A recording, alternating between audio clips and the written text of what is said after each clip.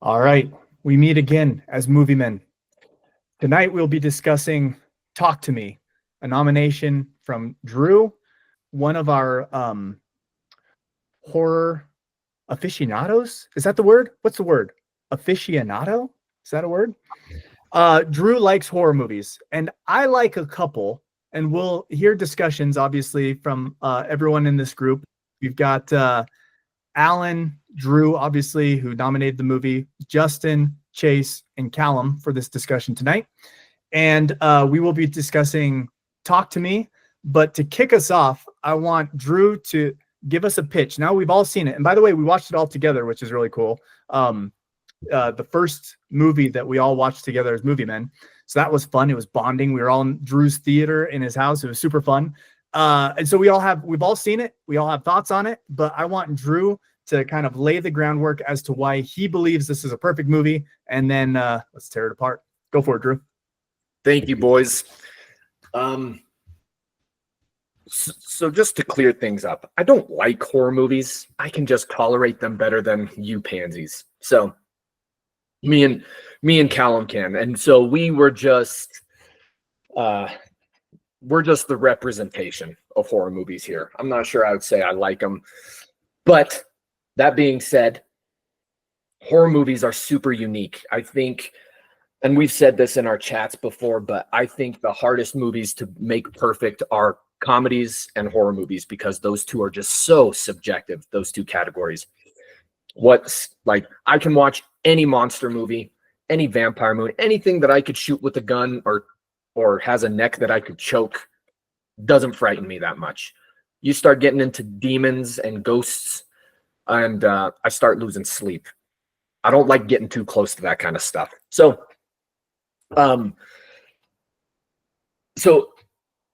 comedy and horror genres are definitely the hardest to become perfect. Talk to Me was made in 2022, so it's high quality. It's an Australian movie, low budget. I don't have the specs in front of me. Chase, maybe you can, if it's relevant.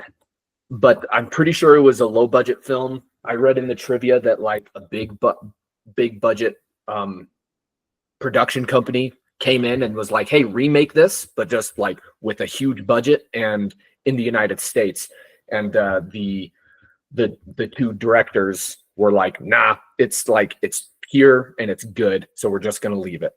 And so kudos to them because they turned down a lot of money to hey, Dick joined. But turned down a lot of money to remake the movie. So I think that is an honorable thing to do. Let's see.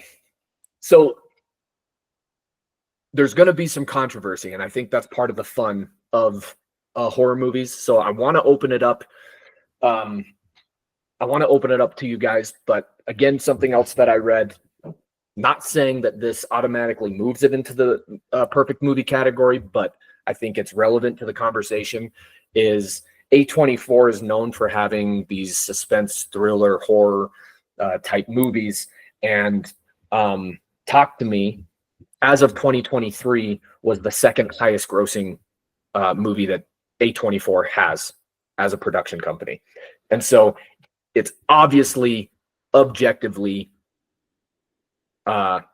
intriguing, I guess you could say. Got people's attention and had people telling their friends to go see the movie because horror movies are notorious for bombing at the box office unless they're really good. Same thing with comedies. Again, super hard to make a comedy, super hard to make a horror movie, especially to get them into a perfect movie category. Darn near impossible. I think this one hits the mark. And I'm really quick. I'll go down the line of and kind of answer the criteria. First things first, was I entertained? That depends on what you define as entertained. Because entertained, I mean, I was watching and I didn't want to, I wanted to stop watching, but not for the reasons of not watching the movie. Was I moved? Really quick. Yeah, go ahead. absolutely entertainment is subjective, but that's part of the criteria, right? Did the movie do what it was intended to do? In a horror genre, was it entertaining as a horror? So that would be your criteria there. Exactly. So like, depending on what you consider entertained, but as a horror movie, what you're going to go in and look for a horror movie, I think it checks that box. Was I moved? Absolutely, in the worst way possible. But again, that's its objective. That's its objective. Like, that's what it's meant to do. Was I impressed? Here's where it gets a little sticky. Is me and Callum have seen a good amount of horror movies, and so we know crap horror movies from good horror movies. Maybe just a little bit more familiar than the rest of you, just because we have more practice. But I'm telling you that it's impressive what they were able to do without doing kind of like the cheap jump scares that horror movies like to do.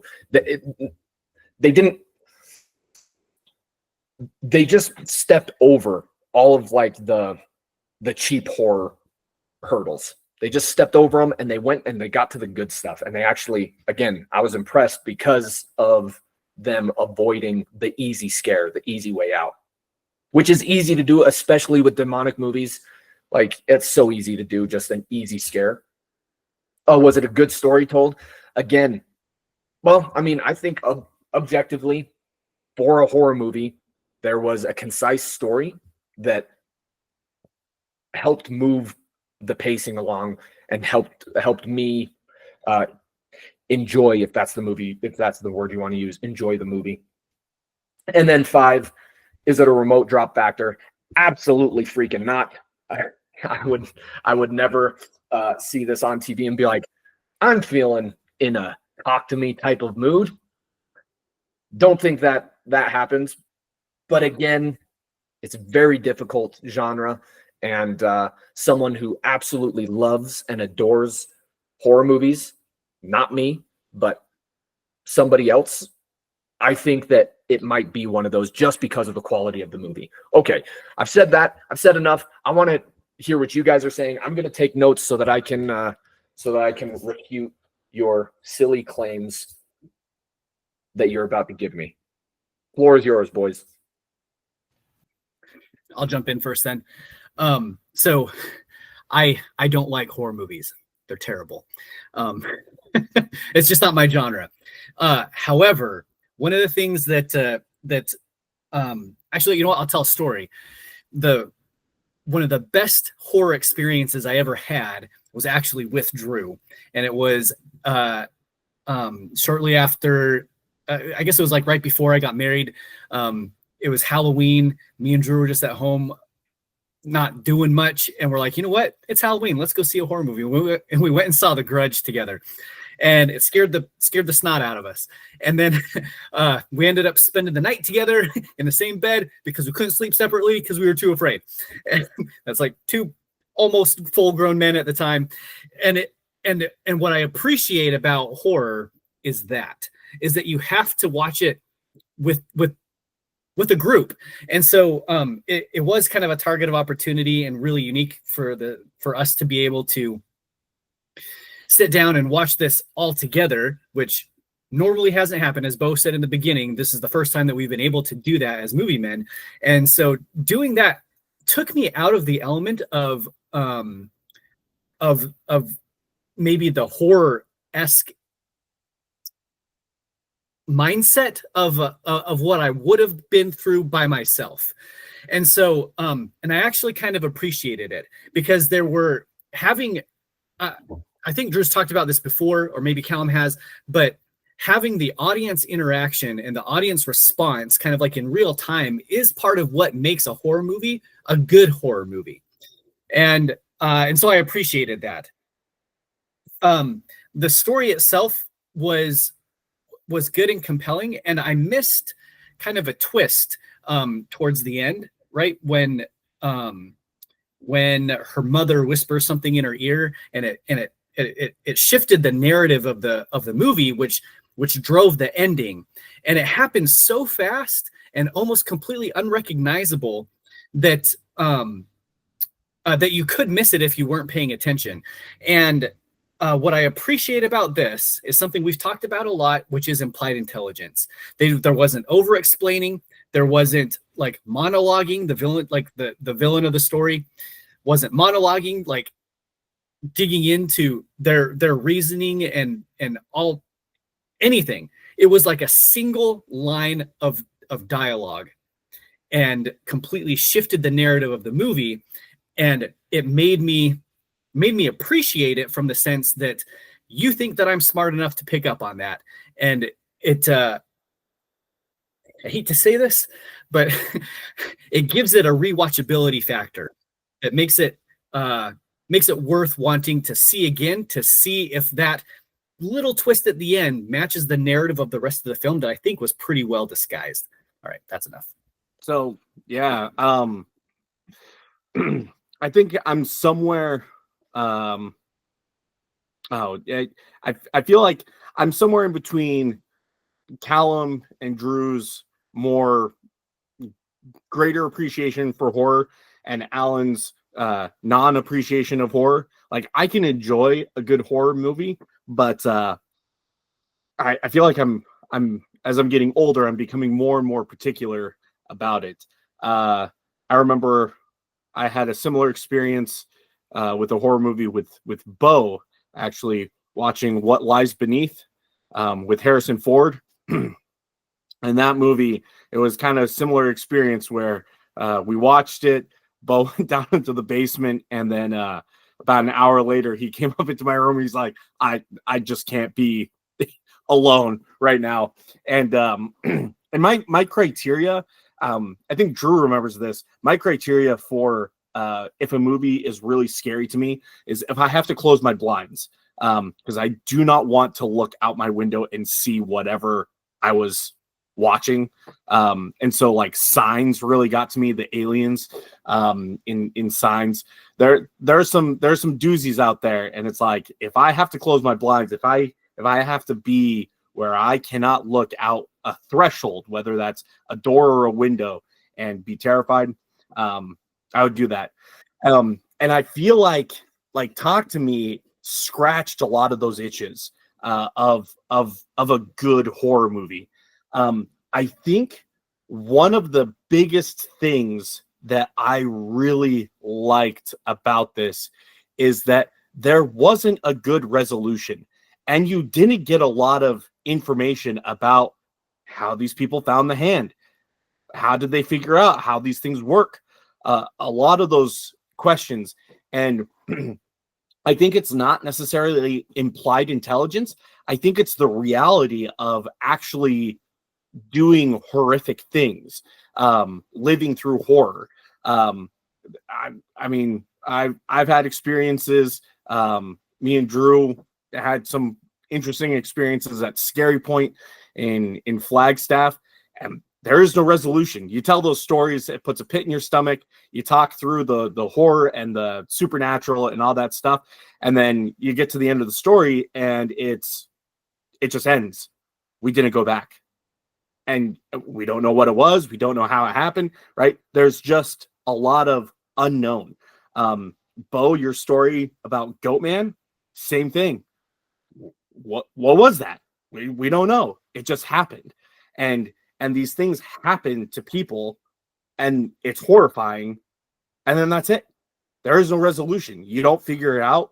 You don't, right? And I think that's one of the things that makes a good horror movie a good horror movie, is if they can do that. They can build the suspense, drive the pit in your stomach, have enough there that you're scared, and then just kind of leave it and go, you're not going to get the answer. Like, what happened to the hand?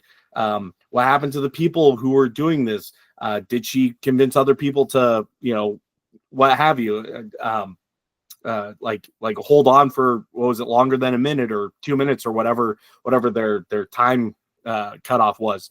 And I think this movie did a really good job of mirroring real life supernatural horror events that just leave you with a lot of questions and not a lot of answers. So Hey, real quick, I just want when you guys are talking, just like so Alan, on a scale from 1 to 10, like I just want to know on your honest opinion on scale from 1 to 10, how scary was this movie compared to other movies that you've seen? Because we do have Chase made a good point. We do have some bangers out there. Like we've got The Sixth Sense, and then we've got Signs, and we've got I mean, we watched The Grudge. I don't know if that's even a good one, but it's definitely ingrained in my brain just because of the trauma. But we've got like Bone Tomahawk. We've got these really good horror movies. But I'm just curious on where this stands on your guys's radar of or on your guys' scale rather of scariest movie you've ever seen. For me, I don't know if it's the scariest movie I've ever seen, but it's definitely one of the most. Yeah, Chase is saying 7. It's a 7 out of 10. It definitely had some of the most disturbing scenes. Just that one, we all know which scene freaked me out. Yeah, I'm a wimp, man. I'm 10 out of 10 scared. I had to look away from the screen. I kept looking back at Dick to see if I was the only one, and thankfully Dick was covering his eyes or turning his face at some of those parts too. Like I can't handle it. Like the problem is with me, the problem with horror is I can appreciate, because I'm like, oh, I'm so scared right now, I can't even look at the screen. This movie is doing what it's supposed to do. That's what horror movies are designed to do. So it's working. So it's like this sick, like juxtaposition in my head where I'm like, I'm so scared I can't look at the screen, so I'm not even watching the movie. But also, that's what this movie is supposed to do. So I'm actually pleased that it's fulfilling its purpose. All those movies that you mentioned. Sixth Sense, I was scared for months after seeing that movie in the theaters. Like it was frightening. What Lies Beneath, like Chase said, I had to go sleep with Chase in his room. It was too scary. But you know what I love? And here's the thing.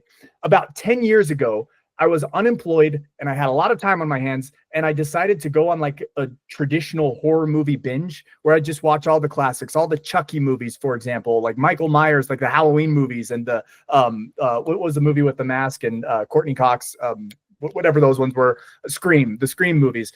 Like I went on this like horror movie tirade, and I was shocked at how much garbage there is out there in the horror genre, especially like big names like Jason, like Freddy Krueger, like garbage movies. Stupid, cheap scares are like, those destroy horror movies in my opinion. Like the moment I see a cheap scare, I'm like, oh, this isn't a horror movie. This is not a movie that takes itself serious. Talk to Me is a horror movie that takes itself serious. I loved it as much as I could love a horror movie. As much as I'm a scaredy cat and have to turn away, the fact that, so I just made a couple bullets. I'll run through these real quick. The story, no cheap scares. Every scare had a purpose, driving the plot, driving the characters. It was awesome. It had a twist at the end, like Alan already discussed. We don't have to rehash, but I actually disagree with Chase that the ending wasn't, that there was no resolution. And again, by the way, disclaimer, I might get so much of this wrong because I have actively chosen not to think about this movie since watching it 2 weeks ago. So I don't remember much of it because I have to keep my sanity. I'm alone in a basement right now, and I have to like be careful of that because I freak myself out. But so that being said, I remember that the ending actually did have a resolution. It was horrifying that she was now the one on the other side of the hand in the afterlife, right? Did I see that correctly? So I actually like that because it's like a twist at the end that ties in with the plot and wraps up the movie like, oh, this could be you. I liked that. That was scary. It was like gives me the willies still thinking about it. You were rooting for the protagonist. I thought that it was very realistic, especially like the kid, like the peer pressure component. I really like that. They go to a party. It's late at night. Their friends are like pressuring them to do this. And it's this scary moment. And at first I was like, are they just being bullied? But then in that montage, when they do it over and over again, the Samoan dude who was like pressuring them, he's doing it. And it's like a drug. And they're like rolling, their eyes are rolling in the back of their head. And there's that montage. I was like, this is so realistic of like high school or early college peer pressure setting where this could actually happen. And if it like, there is a thrill, like some sort of Ouija board kind of feeling, like there's a thrill of being scared that there was a believability to the story. So I love that. I love the protagonist. I love the story. I love the twist at the end. I thought it was super conclusive. and it was realistic, and it was horrifying. So for me, it hit all those points. I loved it. Callum, let's hear your thoughts. First things first.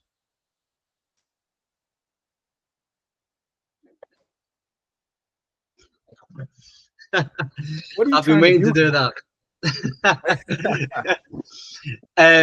So Dude, half of us are alone, away from our families. Not cool, bro.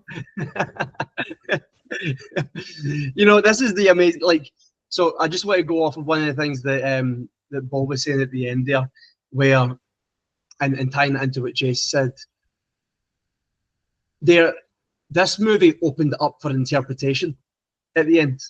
There possibly was a resolution if you interpreted it in a way. Well, for example, the question is, okay, well, was it actually the mother's Was it actually the mother's ghost? Was it actually her spirit, or was it another spirit portraying itself as the mum and deceiving her? And there was there's multiple ways that you can take it, and I think it would open up. And this is one of the amazing things about horror movies. I know that Bo, you says that you can actively shut it off, but if a horror movie forces itself to linger in your mind and forces you to kind of think about different scenarios and double check over your shoulders when you're walking to your car at night or whatever it is, amazing. And then also I think that one of the things that I really liked was, I mean, we kind of all know the Ouija board tale, that's been done over and over again. And this wasn't too dissimilar, where it's a bunch of people getting together and participating in some type of ritual or game, as the people at the party kind of looked at it was kind of like fun, it was a fun thing for them to do. But it was a fresh take. It was new. It didn't feel as though it was old. It didn't feel as though it was overdone. But then I also want to kind of give them credit. So we've kind of gave credit to the horror aspect to it, the frightfulness aspect to it. I want to kind of talk about some things as well that are just to do with the movie in of itself. So first of all, Drew's already mentioned the guys that made the movie. Doing a little bit of research, I found out that these guys are YouTubers. They're just YouTubers that then worked on movie sets and then started making movies on their YouTube. And then they went and done this. And this was their first legit movie, aside from just YouTube movies, which to me, when I heard that, I was like, oh, well, maybe I should bring it down a peg, because they can't knock it out the park the first time round, But I just got to give credit, like they did. They knocked it out the park, and they've been given a go ahead to make a second one. Bo, you can jump in right now if you want to. Yeah, I just wanted to add to that. That's a really good point. It didn't feel like a cheap movie. That's the other thing, is that the quality was like the cinematography, just the quality of the movie was good. Like, story set aside, the acting was good. The cinematography was good. It felt like a professional. It felt like a movie that I'd see in theaters. So I just wanted to second that. I didn't even mention it, but that's a really good point. And the little brother scene, like, both of them were so terrifying, and like the relationship that they were able to build in such a small amount of time while building those characters, and then the pushback that she got from wanting to see the boy from the mother, like just layer on layer, in my opinion, Yeah, absolutely. And then so you've got Bo, you've already said these are young kids, they're like teenagers, so you would expect, I don't know, it's always a bit of a gamble, I guess, when you don't get like seasoned actors participating in these roles, and I mean, there was the lady that plays Elwyn. Is it Elwyn from Lord of the Rings? Is that, am I getting the character's name? Yeah, anyway, like she was recognizable, but everyone else I don't think I've ever seen before in a movie, And but she wasn't dominating. She was like a great feature of the movie. She was funny at times. This is another thing. Usually horror movies, what they try and do is they'll do cheap scares, they'll do nudity to try and like rope in people for they want to see gore and they want to see boobs. That's a horror movie, Boobs, gore, and cheap scares. And this wasn't this. It had like the little awkward romantic side twist to it that wasn't there just to tick a box. It was there because it added to the plot. The spirits were able to use that to make conflict between the characters and turn them against each other at points. There was the little bits of like them brushing hands and holding hands, or else not, like taking their hand away from each other. You know, there was the disgusting scene with sucking on the toes and things like that. But it all added to the sick, twisted nature of the movie.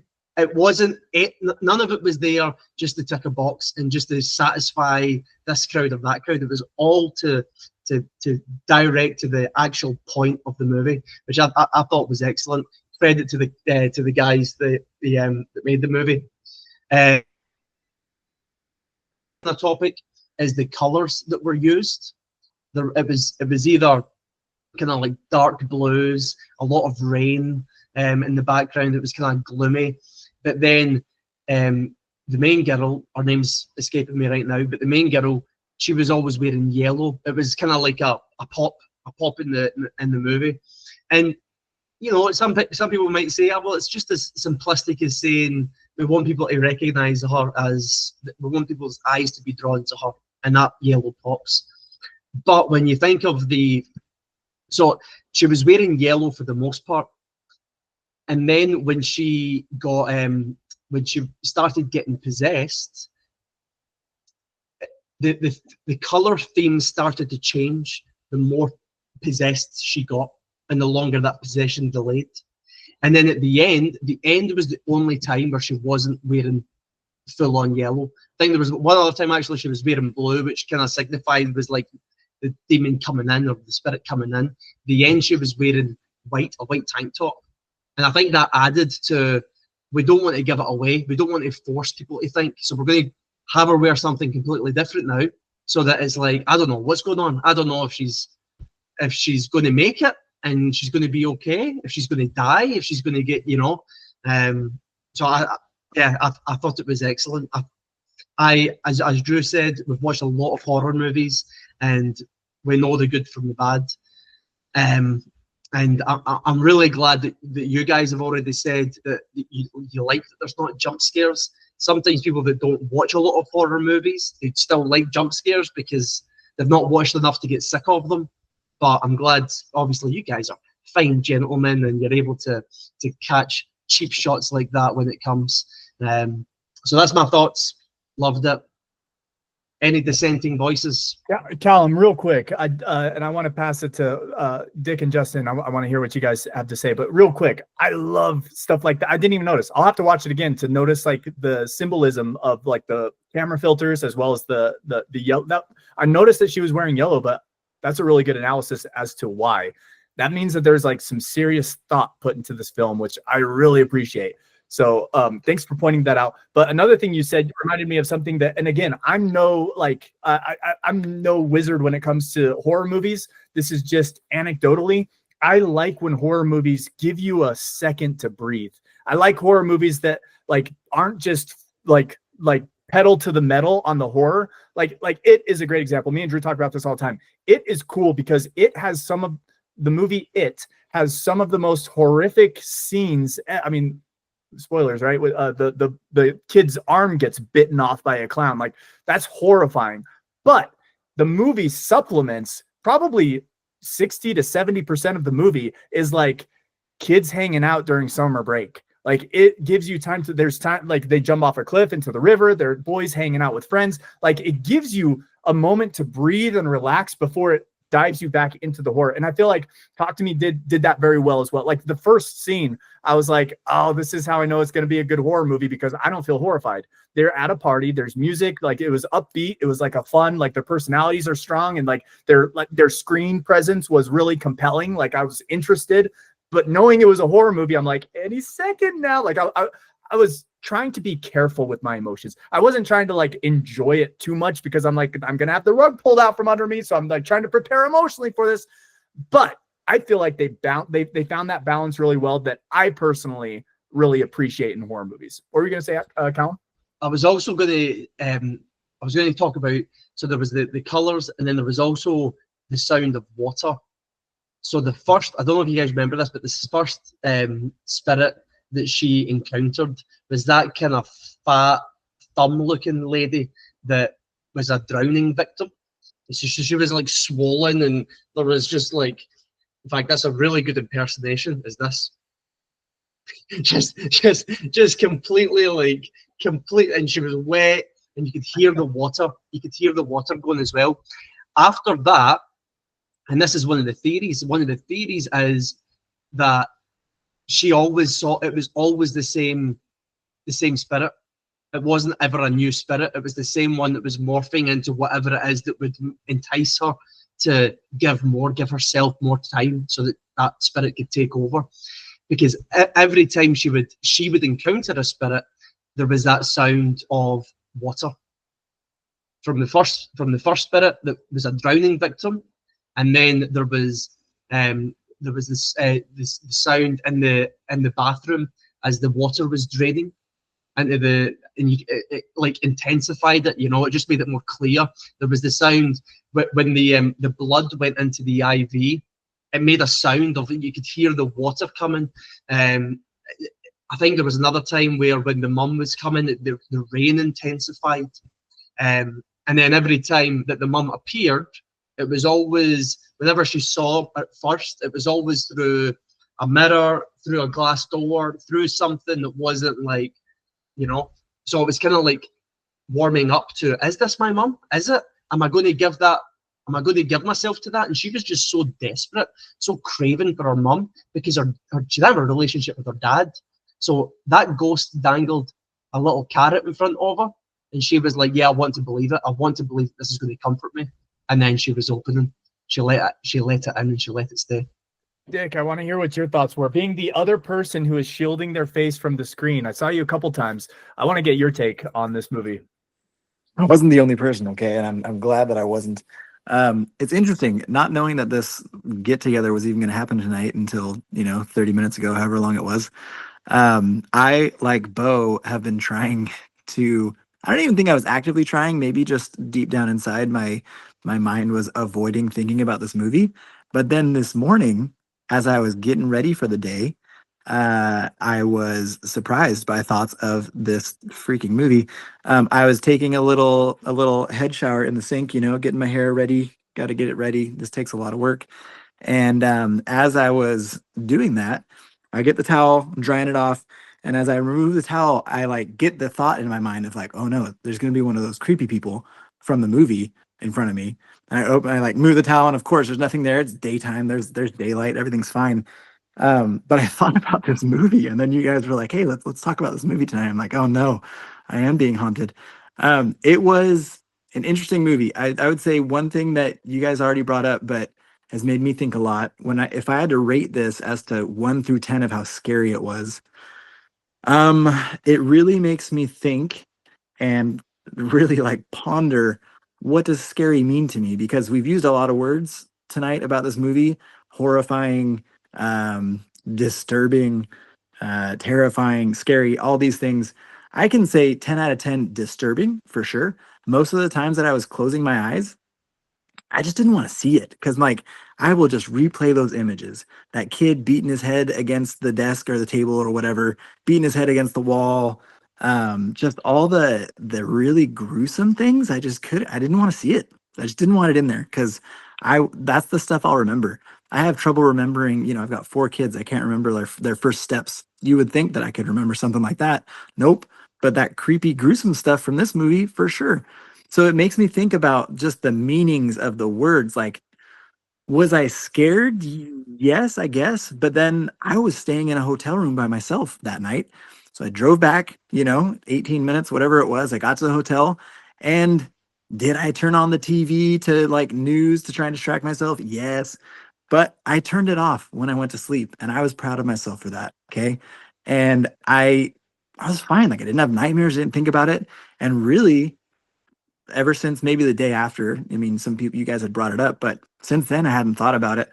I will say that it was also a bit of a thinker. I don't know if this is the time to bring it up, but it made me think of, even this morning, I was thinking of questions. I'm like, all right, so she kind of took over this role and now she's the one on the other side of the hand.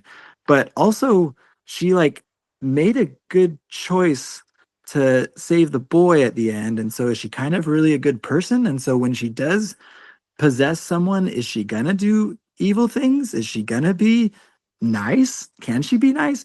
Does she slowly change now that she's in the afterlife? Can she change? Like, there's a lot of it that's still, I mean, going back to the resolution thing, like, I still have a whole bunch of questions, a heap of them. So it's a thinker, and I will say that I did appreciate it for that aspect for sure. Yeah, Dick, that's a great point, because that's on my notes, is because that does leave you questioning, like, how many times are you led into somebody else before eventually that evil creeps in?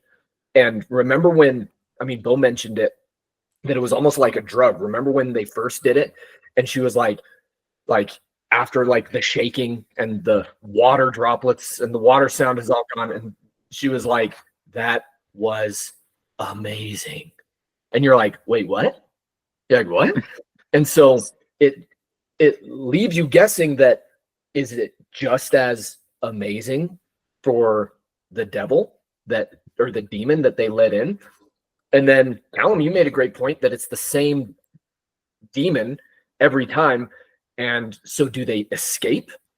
Did that demon escape? And like, that's the goal, is to possess a body because it feels amazing, and then you've escaped and you can escape that hell, I guess, of being trapped.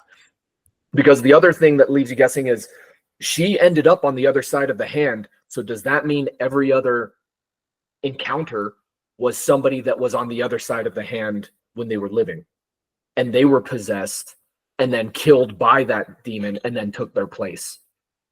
And so, again, just one of those like very circular horror movies, like some of the greats that we've already talked about, that keep you guessing, that give you enough closure that you don't have to think about it. You can turn off the TV and say, it was a movie. That, like, there was enough closure, I guess, but also open-ended enough that if you really start picking it apart, it starts to bother me again. And like you and Bo said, like, I just don't want to look. I don't want to talk about it. I don't want to figure out what the answer is, because I'm okay. I'm okay up here with what I've got, because it doesn't keep me up at night. But if we keep talking and we find an avenue that I don't like, it's going to bother me for a really long time.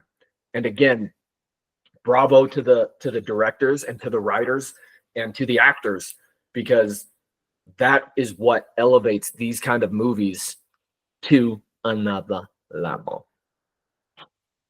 Who have we not heard from? Justin? Justin, what do you think? Well, you might want to calm down here a little bit.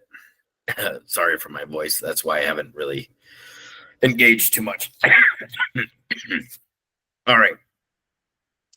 So, are you telling me that this is a better movie than The Exorcist, Signs, The Shining, Lights Out, Silence of First the Lambs, Night? First The Night. Ring, First Night? It's a horror genre for 2 seconds, and they're in the dungeon. Sixth Sense, It Part 1, the new one. Is it better than Nightmare on Elm Street? Now, all these they're all in the horror genre, but again, I think we have to emotions were high that night. We were all together, and that has an extra euphoric resonance with a movie. But when I objectively look at this one, I go, how does it stack up against really good, near perfect movies of horror genre? And I just listed off like 10, 12 of what I think of as great horror movies. And it doesn't it doesn't go over that hump. Now, that being said, let's dive into the movies, and these are some things that I saw. So the opening scene where his brother comes in and he's pushing everybody around and saying F bombs, and then finds his brother, and his brother stabs him, and then he stabs himself.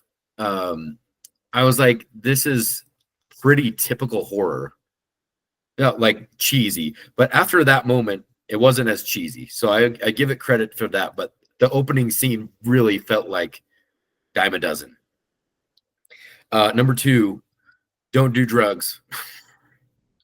So you hit on it, Drew. Like it was a high that they were getting, and that's why they wanted to keep doing it, and that's why the 15-year-old like, I want to do it, and turned out to be the worst mistake he ever made. You know, sometimes it only takes one time doing meth to mess up your entire life. That's kind of simple. And then number 3, the Aussie accent is worse than a Scottish accent. Half of this movie, I could not understand. Well, what hold he was on a saying. minute. You just stop yourself from talking right now, Justin. Hey, I just Right. put you on a pedestal going, whoop, just one little rung. Wait, put me on a pedestal by saying One rung. it's worse than? It's worse than? Yeah.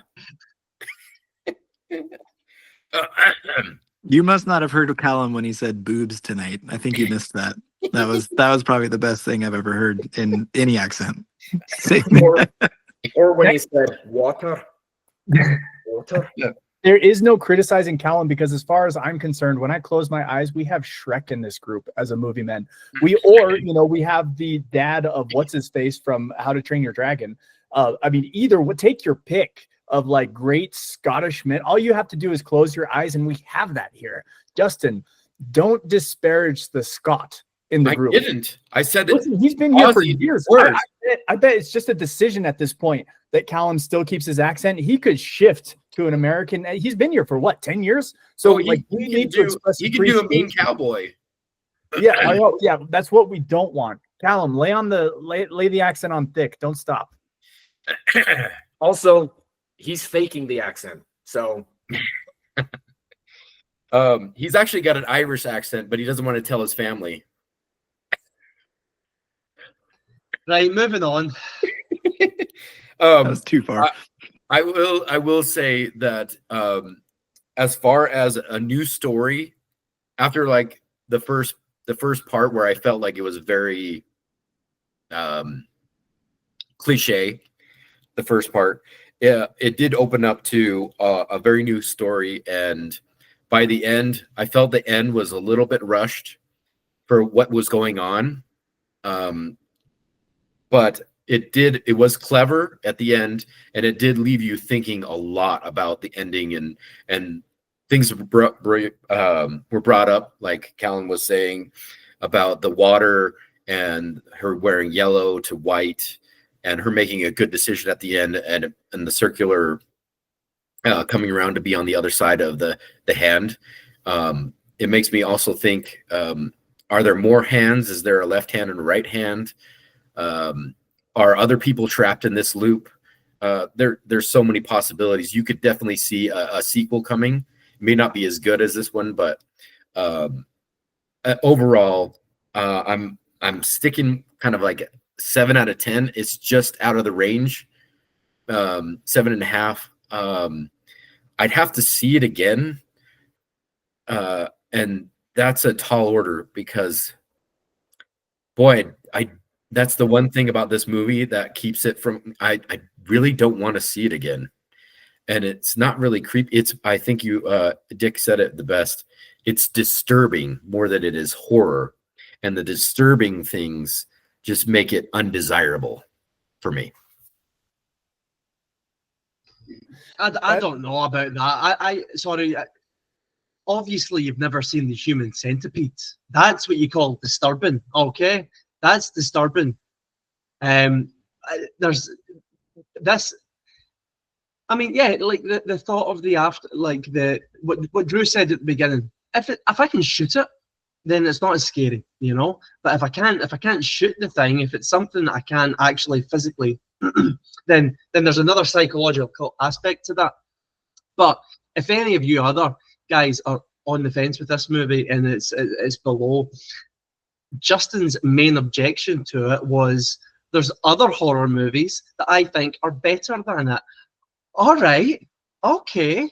That doesn't disqualify this from being a better movie. I mean, That's does how that the first night got on the chopping block. Callum, a very Scottish Sean Connery movie that you dumped on. I knew that you were holding on to that, and you had it in your back pocket, and you were Every just single ready. time for the You're end of just eternity. This isn't even Callum's movie. Justin is never gonna let that go from the first night. Like never. It's every time we do this, just we're gonna come back around and Justin's gonna be like, we're gonna watch First Night again. Until it's a perfect movie, we're gonna watch it every single year. No, the thing is, Justin's second pick is First Night. when I did First Night, I'm like, at least I've got one Scotsman in the bag. He can't say no to Sean Connery. And what does he do? He lets me down every single time. It works every single time. Well, that's just Another- with Callum. He's known for that, letting people down. But listen, I have one more thing to say, and then I think we should put it up to a vote if we find this perfect or not. Real quick, in terms of, because there's been some discussion as to did this movie have resolution at the end. I said yes. Chase said no, and somebody else, I think Justin said no. The reason I think it has resolution, a good resolution at the end, is because it's a horror movie. So any other genre, it wouldn't be a satisfying resolution. But I think horror, the best horror movies are the ones that leave you hanging. They don't have a conclusion. They make you think, like Callum was just dissecting, what like the possibilities that ending opened up to. So again, using my catalog is pretty narrow in terms of horror movies that I enjoyed. But some of them that we mentioned already, Sixth Sense, how did that end? It ended with everybody asking if the kid knew that Bruce Willis was dead that entire time or if he didn't. Like, that's cool. It's kind of like Inception, when at the very last scene, the top is spinning and it like starts to wobble, but you don't see it fall. And so it's like spurs all this discussion afterwards. Like, there is a place for non-resolution endings that in my mind count as resolution, because it causes this kind of discussion and this kind of like introspection when they leave you hanging. I think that's an artistic choice, and I personally love it, especially in the genre of horror. So, being a person that's like scared to death of horror movies, and I don't go out of my way to see them, but I was disturbed and I looked away, and all the things that I have a problem with, I've got to set that aside and be like, objectively, with the criteria that we have, that we've established of what makes a movie perfect. Like, did this movie serve its purpose? I absolutely think it did.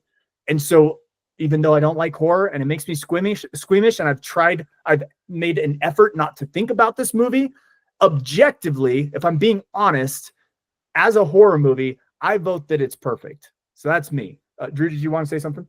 Yeah, before we get to the votes, I just wanted to run down my list. I was expecting a lot bigger of a fight. So just really quick, everything that we already talked about, I'll run through just to hammer in a finer point, and maybe we can steal Justin's vote. But like horror movies are the only genres like Alan said, horror movies are the only genre that you can like really talk in. And it kind of is part of the experience. And what was cool about this one was it wasn't so much talking like you would in a conventional horror movie, where it's like someone walks in and is like, it's a haunted house. I'm going to go take a shower now. I hope there's nobody in here. And you're like, run. Why are you in there? Get out of there. Like, that's part of the fun of horror movie. And this one was more just like, oh, gee, oh my God, guys. Oh, geez. It was more like that. So it's like so different from all those cliche horror movies that never break like 7.0 on IMDb. We already talked about the ending of the movie. Everybody's talked about how it's uncomfortable and disturbing and traumatizing is the word I use for it, because it's one of those that makes me really squeamish when I think about it. Like, I want to get it out as fast as I can. But then again, back to the perfect movie, it's supposed to do that. It's supposed to make you uncomfortable. And it's supposed to leave you like left wondering and it lingering in your thoughts. And compared to like other ones, this one is terrifying. I hate thinking about this movie. And that just goes to show once again how good of a horror movie it actually is. This one is also like, it makes you, even though, I mean, like Dick said, if you cover your face looking in the mirror, everybody's a little scared that you're gonna take it off, and there's gonna be that what Callum did the impersonation perfect of the wet slob lady. He just does it so well. I can't do it. But it like makes you it still makes me turn off my light and sprint up my stairs because I'm scared that something's coming out, and it like makes my butt pucker, and like I'm running with straight legs because I'm like scared of something behind me trying to grab me. And I'm like, oh man. And so like that's a perfect movie. That's a horror movie. That's a perfect horror movie. Yeah, Drew, real quick, yeah. Just 2 seconds. Part of the perfection of a horror movie, kind of like what I said when we were doing Life Itself, and I was one of my contentions as like defending that as a perfect movie was a criteria of a perfect movie isn't a happy ending or that it makes you feel good. So again, what is the purpose of the movie? The fact that we are so disturbed, the fact that we are so bothered, the fact that we were so squeamish, and the fact that we don't want to think about it afterwards adds to the perfection. Not like it doesn't deplete from the perfection of this movie. Whereas it would, because think about all of our faults. It like, has any of us identified a fault with this movie that is actually problematic to the plot or to the beauty of the movie, like its cinematography, colors, and so forth that Colin was going? No. The only negatives that we have, like what Justin had, were compared to other horror movies, or I don't like the way that it made me feel. Neither of those are criteria for perfection. So anyway, I just wanted to say that the very fact that this bothers us is adding to the perfection of this movie, not diminishing from it. Right. And on that point, like it's easy to, oh, this is an action movie, but is it as good as Gladiator? Is it better than that? Like it's easy to compare them to past perfect movies, but this is like a new age, a new story, a new take, a fresh take on possession. And so I think well, first of all, I think it blows all other possession movies, at least that I've seen, out of the water. But it's still maybe, I don't want to say unfair, because it's not unfair to compare movies, but just being honest and realistic about when you watched them when you were 13, watching The Sixth Sense, versus being 30 or 40 and watching Talk to Me. Like being fair in that kind of comparison as well, because I can watch Sixth Sense right now and I can pick it apart and I can be like, oh, it's just old movie. Like my wife would hate it because it's an old scary movie. And so this was just a fresh take on a horror genre, and it's hard to get them right. And this one, I feel like, and sounds like a lot of people in here got it right, and that's hard to do. And then just appreciating, like Callum said, appreciating the organic transitions, or maybe it was both, from scary to relatable, going into a party, maybe the acting of like the boyish looking girl. I think it was a girl. Like her acting, you kind of have to give them grace. You kind of have to give them some leeway. But the like you guys said, the transition of like, oh, this is now a good time. Oh, I get it. This is a good time for them. And that's why they're doing it, to slowly or the toe sucking scene. Like, oh, this is kind of like, this is taboo because he has a girlfriend. Oh, and we know that there's like sexual tension, and there's like this dating, this love triangle that's happening. This is a no-no. And so you're already kind of uncomfortable with that side, because you're like, I like both of the characters that are trying to pursue this boy. And then it just throws you into this super uncomfort. Like you're going uncomfortable in a relationship status, uncomfortable lane. And then it just takes a hard left turn on demonic possession uncomfortable. And we were here and it just banked. And the way that they were able to do that, and make it so uncomfortable, but without being smutty, was brilliant. And what a great moral to the story. Don't do drugs. Like you said, Justin, this movie has morals. Okay. And then, And I just wanted to add that the mom, Miranda Otto, was spot on. And she's like, don't have the boys in your room. And she was like, don't do drugs and come home. Like, she was a good mom. Such a cool mom. She's a cool mom. Everybody watching that movie is like, I wish I had a mom like that, but like, she was motherly and she was harsh, but she was cool. She knew what was up, and that was just kind of cool. But the last thing I want to say is, Callum brought this to my attention. Obviously, seeing it the second time brought it to my attention. Is we always talk about a perfect movie having rewatchability, but not in the sense of rewatching it to enjoy it, but rewatching it to discover new things about it, like The Dark Knight, like Life itself, and now we can add to the list like Talk to Me, because it's so layered, and it's such a unique, and it's such a fresh yet terrifying take on the possession horror genre, and that is why it's a perfect movie. Let's take a vote. Bo, what do we got? We got yeah, I already said it, but I think it's a perfect movie. Let's just go through the list. I'll call on you so we don't have these lingering pauses. Dick, perfect or not? I don't want to call it perfect, but as far as horror movies go, perfect movie. Look at that. First timer. You got him, Drew. You swayed. Yes. Dick. Awesome. All right, Chase, perfect or not? Yes. yes. Drew, you thought this was going to be a failure. I know. All right. Callum. Perfect. I just want to add a couple of little points. I know it's all you're trying. Dick, you said you don't want to say, but for a horror movie, it is. See, if blondes aren't your type, you can still acknowledge a very beautiful blonde. You know what I mean? You know what I mean? And then another thing, see on the rewatchability, I know we don't want to rewatch, but Alan, you don't like horror movies. In the future, a couple of years down the line or whatever, someone, people come to your house and they're like, we want to watch a horror movie. And you're like, okay, well, if you want to watch a horror movie, I've got one for you. Rewatchability for horror is there. Alan, do you agree with that? Only if I get to do what Bo does to me, which is, here, we're going to watch this really terrible movie, and I'm going to turn away at the really bad part, but I'm going to force you to watch it, and I want to watch your reaction to it instead of watching it himself. So I don't even think Bo's vote counts because he didn't actually watch the whole movie. That's called self-preservation, and I won't apologize for it.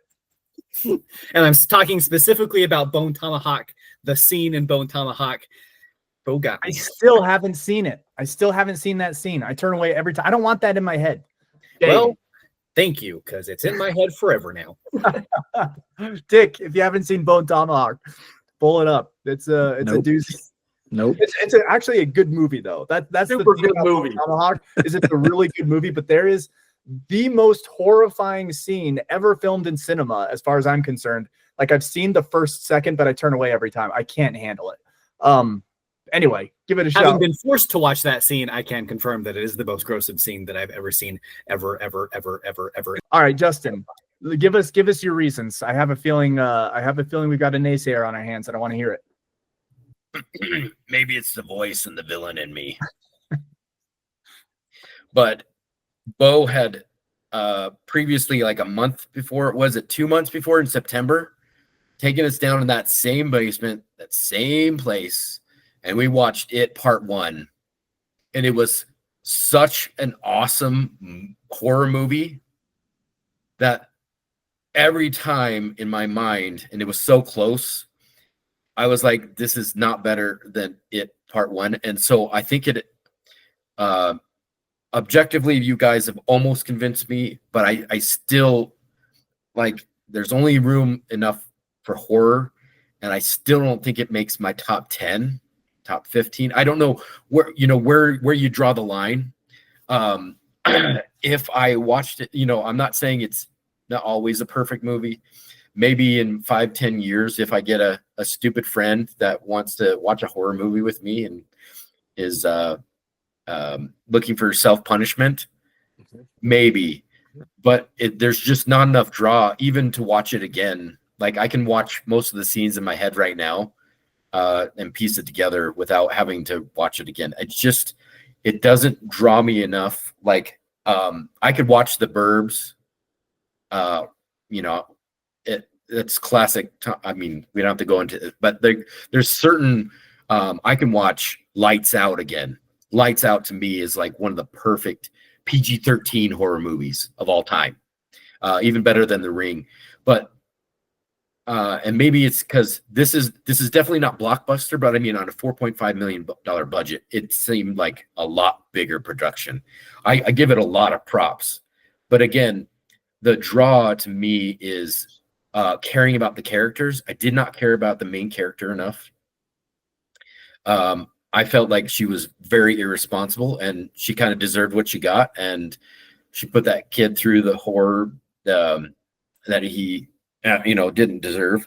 I think the other thing about horror, like Nightmare on Elm Street, I know that there is no claw that's coming out in my dreams and then slaughtering a million people.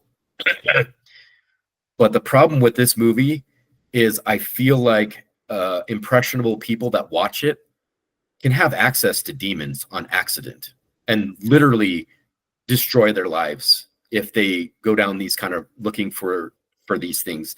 And that to me is a little bit too close to home. I'm not saying that it would, and most people wouldn't, but that small percentage. Anyway, It's sorry. dangerous, baby. It's dangerous. There's a risk to Right. watching this movie. Here's the thing, Justin. Here's the thing. I thought like the more you attend these discussions, the more I'm realizing. Like I used to think that you were like the Bilbo to my Frodo, but the more you naysay, the more you're voting down these perfect movies. You're more like a Boromir, and that is just Hey, that's my favorite. That's my favorite Lord of the Rings character. oh, that's such a No. Boromir thing to say. That's a Unbelievable, very Aragorn thing to say. unbelievable, bro. Hey, But listen, when I remember when I was, die when I was- and I have arrows, hey, I'll listen, salute you. Until then, when I was a kid, dude, when I was a kid, frenemies. listen, you're a Judas. Faramir. That's what it comes down to. You're a Judas, and all of us are trying to have a good time here. We're all trying to prop these movies up, and like you are selling your soul for 30 pieces of silver. Listen, I remember when I was a kid, when I was in 4th grade, I remember reading a Choose Your Own Adventure Goosebumps book, and I remember the very first time that it gives you a Y in the road, a fork in the road, where it's like, he went to a carnival, and it's like, do you climb the fence and enter, or do you turn around and go home? And if you choose turn around and go home, it says turn to page 30. You go to page 30 and it literally says you're no fun. Go back and get in the carnival. Like it literally forces You mean this one right here? Oh my gosh, are you kidding me? That's the one. That must be the one. It's been so, but you're that. You are that. Oh, she was irresponsible. She deserved what she got, dude. If she wasn't irresponsible, we wouldn't have a movie. What the heck kind of like criticism is that? Of course she's irresponsible. We want her to be irresponsible. We want a story. We want a movie. Give me Don't more- care if she was a blonde baby. Give you a movie? Come on. She's a. If Anyway. Batman didn't Okay. don the suit. We wouldn't have a Batman movie. Exactly. Okay. So that being said, it's Justin's ridiculous naysaying. If I wasn't comment. here, all you'd be is patting yourselves on the back and going, yeah, we're all good. You know, you're right. Iron sharpens iron. So we need you. You're the seventh man. You're the devil's advocate. We need you. I'm just frustrated by you. That's all I'm going to say. All right. So it is a perfect movie. Majority wins. We'll get Zane's vote recorded on Marco Polo and Brownies for that matter. We'll get them voting in. I'm not upset about it being a perfect movie for all you guys. There you go. Well, there's some compromise. Okay, I'm going to pass the ball to Callum. We're going to wrap this up in the next few minutes, but Callum is next on the list to nominate what he thinks is a perfect movie. So Callum, give us the movie, give us any details, spoilers or not, that you want us to like, the mentality you want us going into this movie with. Any other details you want to throw in there? The floor is yours. Okay. I don't want to draw it out too long. I have chosen to go with a movie that is nostalgic for me as well. I watched it growing up with my brothers, and it's a kind of movie that it's actually one of the movies that made me want to get into boxing, that made me want to stick into boxing. Okay, I love gangster movies. It's a gangster movie. It's not going to be what you think it is, but It's a Guy Ritchie movie. Not what you think it is. Not what you think it is. That one's too easy.